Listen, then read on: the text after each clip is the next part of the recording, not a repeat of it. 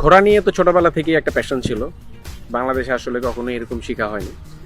দেশের বাইরে একবার সুযোগ হয়েছিল ঘোড়া চালানো শেখার, বাট পরে অনেক চিন্তা করলাম যে আসলে বাংলাদেশে এরকম কোনো জায়গা আছে কিনা যেখানে শেখা যায়।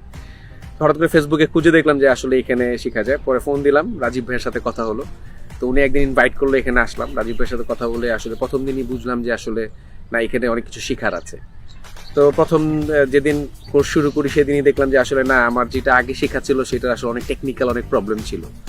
এরপরে দেখলাম যে না, আসলে টেকনিক্যালি এখানে অনেক সাউন্ড ভাবে শেখানো হয়। ওনার সাথে কথা হলো, উনি বাইরে 2টা দেশ থেকে ইন্টারন্যাশনাল ট্রেনিং প্রাপ্ত, যেটা তার জেস্টার পোস্টার এবং কথাবার্তা ট্রেনিং এর যেই আমাদেরকে শেখানোর যেই ওনার যে প্রচেষ্টা, এটা আসলে খুবই আন্তরিক। যার কারণে এখানে অনেক কিছু, বসা কিভাবে, এখানে রেইনটা কিভাবে ধরবো, ঘোড়া আসলে কিভাবে ক্যান্টার শুরু করবে, রাইস কিভাবে করতে হবে, এগুলো আসলে অসাধারণ। যেটা আসলে আমার যে মনের যে একটা প্যাশন ছিল সেটাকে আসলে অনেকটা লেভেলে স্যাটিসফাইড করছে। যার কারণে কিন্তু হচ্ছে কি এখানে আসা, এখানে একটা মায়া জন্মে গেছে ঘোড়াদের প্রতি।